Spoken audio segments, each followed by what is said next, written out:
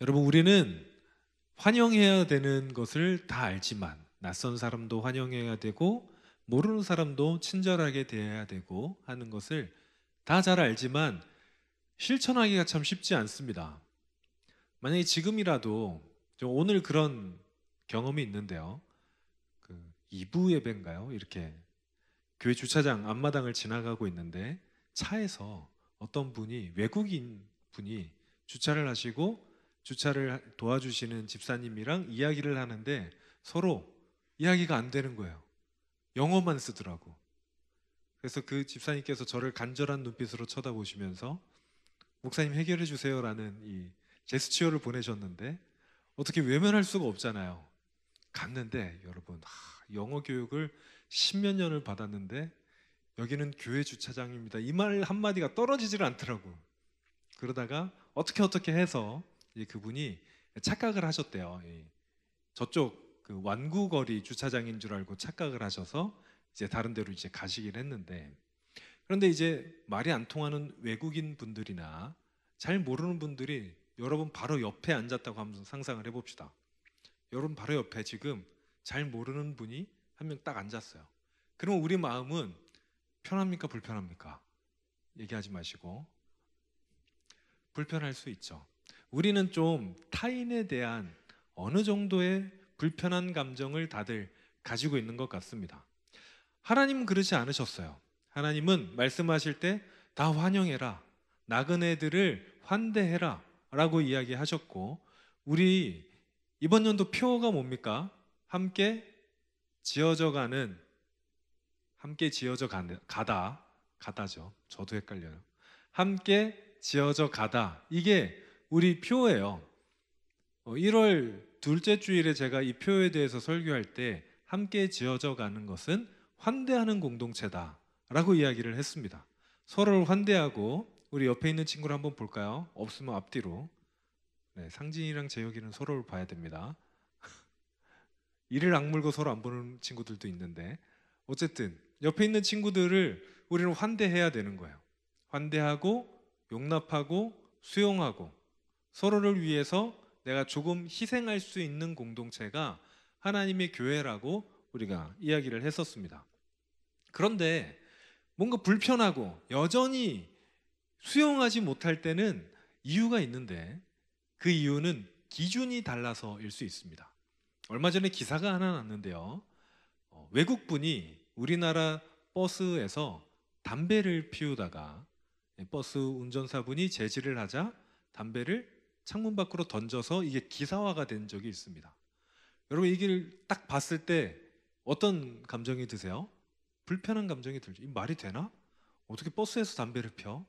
그런데 여러분, 한 30년 전만 해도 다 그렇게 했어요. 우리나라에서. 잘 모르시겠죠? 이렇게 세대 차이가 나나? 30년 전만 해도 그냥 그렇게 했었던 일상이에요. 그러니까 그 사람은, 그분이 어느 나라인지는 제가 얘기를 안 할 건데, 그 나라에서는 그게 가능하다고 해요. 그러니까 자기는 여행을 와서 그냥 하던 대로 했는데 사람들이 난리를 치니까 놀라가지고 버린 걸 수 있겠죠. 제가 하고자 하는 말은 그분을 편드는 게 아니라 기준이 다르면 서로 받아들이기가 힘들다는 이야기를 하고 있는 겁니다. 그러면 우리의 기준, 그것과 하나님의 기준이 다를 때 우리는 하나님의 나라를 잘 받아들일 수 있을까요? 나의 기준이 선명한 사람일수록 하나님의 나라의 기준을 받아들이는 것이 더 어려울 수 있습니다. 기준이 다를 때는 먼저 뭘 해야 되냐면, 기준이 다르다는 것을 인정해야 돼요. 나와 저 사람의 기준이 다르구나, 문화가 다르구나, 나라가 다르구나 인정하면 좀 다가가기가 쉽습니다. 그런데 인정하지 않을 때 서로 다가가기가 더 어려워지죠. 그러면서 오늘 본문을 이해하기 위해서는 우리가 두 가지 단어를 좀 이해해야 되는데, 첫 번째는 뭐냐면 하나님의 나라라는 단어를 이해할 수 있어야 됩니다. 오늘 본문에서 예수님께서 뭐라 그러셨습니까? 어린아이와 같이 아니하면 하나님의 나라에 들어갈 수가 없다.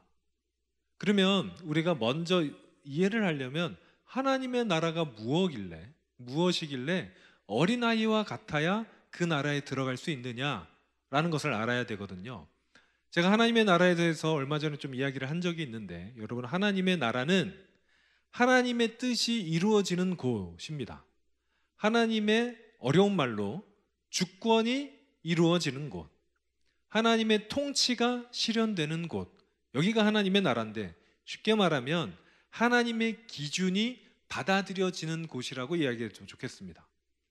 자, 그러면 하나님의 기준이 뭡니까? 하나님의 기준, 좀 이따 얘기하고요. 두 번째는 우리가 뭔 얘기를 해야 되냐면, 어린 아이가 어떤 특징을 가지고 있는지에 대해서 얘기해야 됩니다. 자, 성경에 보면 어린 아이라는 단어가 긍정적으로 많이 쓰였을까요? 부정적으로 많이 쓰였을까요? 긍정적이라고 우리 유재혁 어린이가 얘기를 하셨는데, 아닙니다. 성경에는 대부분의 어린 아이라는 단어가 부정적으로 쓰였어요. 너희는 어린 아이의 일을 버려야 된다고 돼 있고, 너희는 어린 아이와 같이 알지 못하기에 조금 더 믿음의 장성한 분량까지 성장해야 된다. 성경 대부분을 볼 때 어린 아이란 단어는 연약하고 부족하고 잘 알지 못하는 부족한 사람들을 지칭하는 단어로 쓰였습니다. 거의 유일하게 이 본문과 평행본문들, 복음서에서 이 사건을 얘기하는 부분에서만 어린아이가 긍정적으로 쓰였어요. 자, 그러면 어떤 부분에서 어린아이는 우리가 닮으면 안 되는 것이고, 어떤 부분에서는 우리가 어린아이처럼 해야 되는지를 구분해야 됩니다. 구분하지 못하고 그냥 어린아이가 돼야 된대 이러면 막 땡깡 쓰고 막 고집 부리고, 그러면 아이들이, 최근에 아이들과 좀 있어 보는 시간이 있었는데요, 쉽지 않더라고. 여러분 사랑합니다. 어린이 부서를 했으면 제가 지금 쉽지 않았을 것 같아. 어린아이들의 고집이 말도 못하더라고요. 우리 고개를 끄덕이고 있는 우리 어린이들과 같이 뒹굴고 있는 청년들이 몇 명 있는데 고개를 격하게 끄덕이고 있습니다. 그래서 우리는 그 아이들의 모든 점을 닮아야 된다는 뜻이 아닙니다.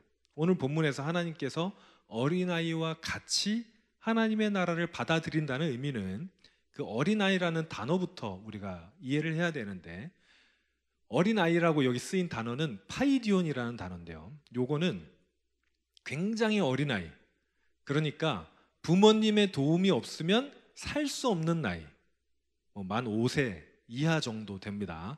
그런 애들을 이야기하는, 진짜 어린아이들을 이야기하는 단어입니다. 그래서 이 친구들은 어린아이, 진짜 어린아이들은 이 부모님이나 이 자기를 돌봐주는 존재를 무조건적으로 수용해요. 중요한 단어가 나왔는데, 수용합니다. 이게 어린아이들의 특징이에요. 부모님의 말을 일단 다 받아들여요. 제가 지난 시간에도 얘기했는데 2살이 넘으면 왜? 라는 질문이 펼쳐지고, 그러면서 뭐냐라는 질문도 같이 펼쳐집니다. 저게 뭐예요? 저게 뭐예요? 그리고 한 4-5살이 되면 안이병이 걸려요. 다 아니래. 이런 어린아이들만의 성장 단계가 있는데, 근데 그 친구들이 그럼에도 불구하고 유독 그 말을 다 받아들이는 그 대상이 부모님들이에요. 부모님이 이게 맞다 그러면 맞는 건 줄 알아. 아니라고 하면 아닌 줄 알아요. 그런데 이 친구들이 나이가 점점 자라서 여러분 나이 때가 되면, 제가 어제도 잠깐 얘기했는데 그렇게 부모님들한테 잔소리를 해. 틀렸다고 막. 특히 딸들이 부모님들한테 막 야, 여기 딸들은 회개하셔야 됩니다. 특히 엄마한테 왜 이렇게 엄마한테 잔소리를 하세요? 왜 이렇게 못 살게 굴어? 난 여러분들의 부모님들이 또 제 교구 식구이시기도 한데 딸들 때문에 죽겠다는 분들이 참 많아요. 여러분 효도하십시오. 다음 주가 어버이 주일인데, 아무튼 어린아이들이 나이가 자랄수록 무엇이 생기냐면 자기 기준이 생겨요. 부모님과 나의 기준이 분리되기 시작합니다. 그때가 사춘기라고 우리는 보통 이야기를 하는데, 그 전에는 기준이 부모님이에요. 부모님이 맞다 그러면 맞는 줄 아는데 점점 분리가 돼서 나의 자아가 확실해지면서 부모님과 대립이 발생을 하죠. 그러면서 부모님의 이야기를 수용하지 않기 시작합니다. 그래서 오늘 본문에서 예수님이 어린 아이와 같이 하나님의 나라를 받아들여야 된다 그럴 때 어린아이는 무슨 존재냐면 고집 피우고 막 이런 존재가 아니라 받아들이는 존재예요. 수용하는 존재를 의미합니다. 아이들은요, 있는 그대로를 받아들입니다. 어떤 교수님이 수필을 쓰신 적이 있는데 그 수필에 이렇게 얘기했어요. 그 교수님이 이제 외국에서 유학생을 하던 도중에 자녀를 낳았어요. 자녀가 외국인 학교에 다녔죠. 친구들 중에 백인도 있고 흑인도 있고 또 동양인들도 있고 다 있었어요. 그런데 한 친구에 대해서, 그 친구 이름까지는 제가 모르겠는데 뭐 폴이라고 하죠. 폴이라는 친구에 대해서 막 얘기를 한 거예요. 그래서 부모님들이 폴이라는 친구를 궁금해했대요. 그런데 어느 날 이 친구가 여기에 있었고 저쪽에서 친구가 한 두세 명이 자전거를 타고 다가오는데 부모님이 저기 폴이 있니? 라고 물어봤대요. 그러니까 그 아들이 저기 폴이 있어요. 부모님이 뭐라고 물었냐면 그럼 저 흑인 애가 폴이니? 라고 물어봤대요. 그러니까 자녀는 빨간색 자전거를 타고 있는 친구가 폴이에요 라고 대답을 했다는 거죠. 자, 여기서 무엇을 느낄 수 있냐면 각자의 기준이 달라요. 부모님은 피부색에 따라서 사람을 구별했고 어린아이는 타고 있는 자전거에 따라서 구별하는 것을 우리 발견을 할 수가 있죠. 이렇게 어린아이들은요, 그 사람을 받아들이면서 피부색이 어떻고 뭐가 어떻고를 전혀 구별하지 않습니다. 그냥 있는 그대로 인간으로 받아들이죠. 어린아이는 이렇게 있는 그대로 받아들이는 존재입니다. 그렇다면 오늘 본문에서 예수님이 분노하시는 장면이 나옵니다. 왜 분노하냐면 제자들이 어린아이들이 오는 것을 막았을 때 분노하시거든요. 화를 내신대요. 여러분, 성경에서 예수님이 화를 내시는 장면 혹시 기억나십니까? 딱 두 번이 있어요.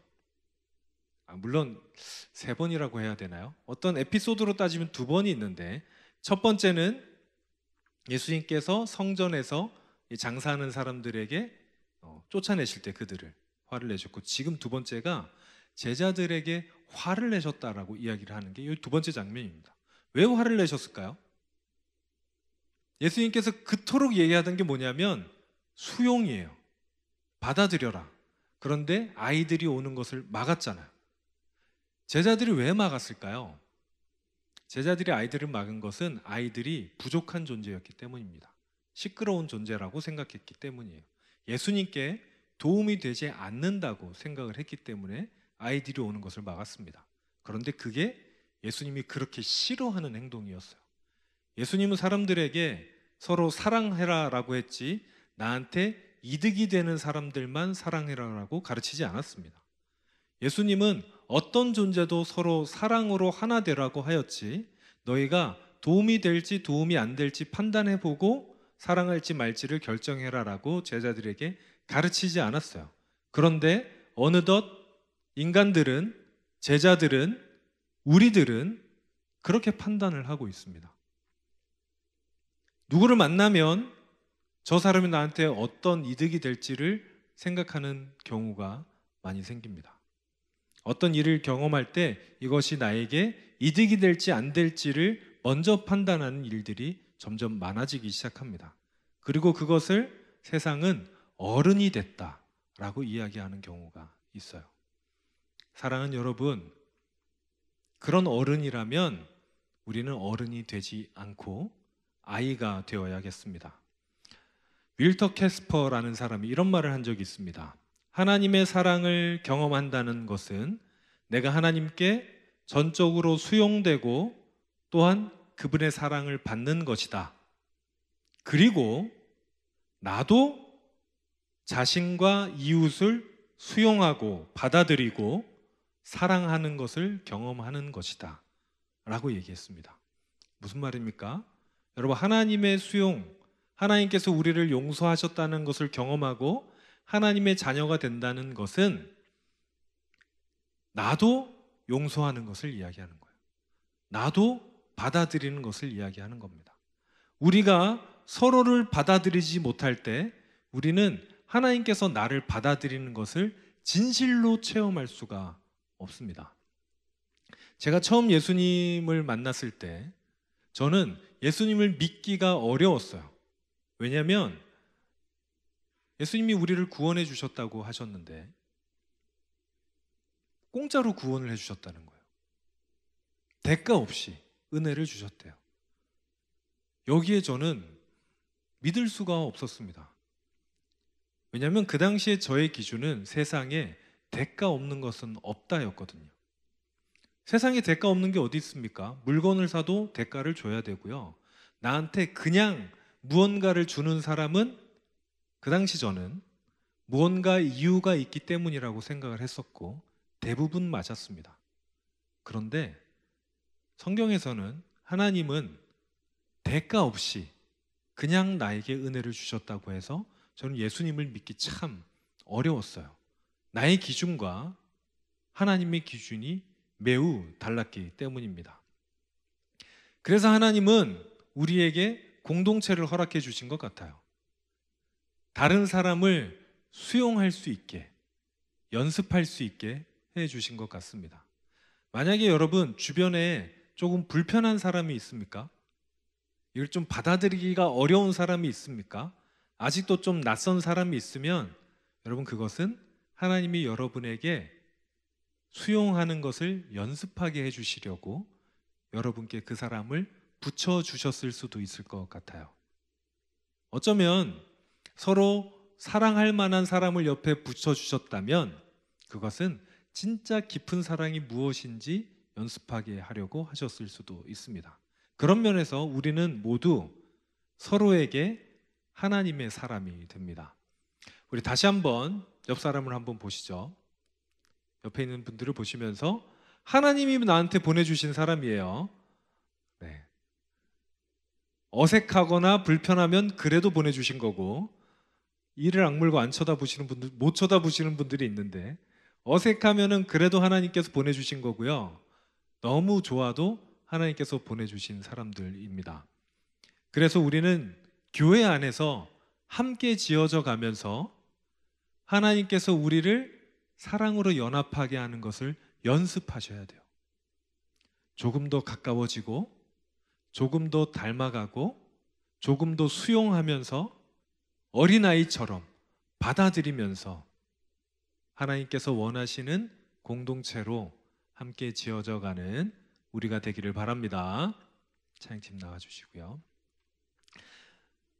사랑하는 여러분, 하나님의 나라는 서로를 받아들이면서 세워져 가는 나라입니다.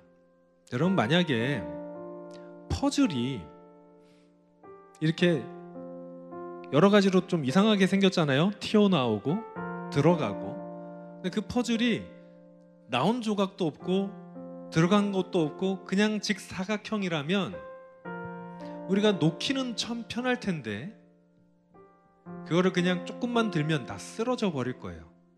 서로가 서로를 잡아주지 못하기 때문이죠. 그런데 좀 들어가고 좀 나오고 못생긴 모양이지만 그 퍼즐 모양을 우리가 서로 튀어나온 것을 옆에 퍼즐이 잡아주고 들어가 있는 부분을 옆에 퍼즐이 채워줄 때 그것은 서로 단단하게 연결되어서 웬만해서는 쓰러지지 않는 하나의 그림으로 완성이 됩니다. 사랑하는 여러분, 하나님의 나라는 서로를 받아들임으로써 함께 세워져 가는 나라입니다. 서로를 용서하고 포용하고 사랑하면서 함께 세워져 가는 거예요. 내가 더 모난 것이 있거나 모자란 것이 있어도 괜찮습니다. 내가 좀 모난 것으로 옆 사람을 채워줄 수 있고 나의 모자란 것으로 모난 사람을 받아들일 수 있기 때문입니다. 그러니 여러분, 우리 이 공동체를 소중히 여기시길 바라요. 함께 지어져 가셨으면 좋겠습니다. 내가 이 안에 있다는 것 자체가, 내가 여기에 있다는 것 자체가 하나님께서 주신 선물이라는 것을 깨닫고 우리 다 함께 지어져 가는 하나님의 교회들, 하나님의 사람들 되시길 바랍니다.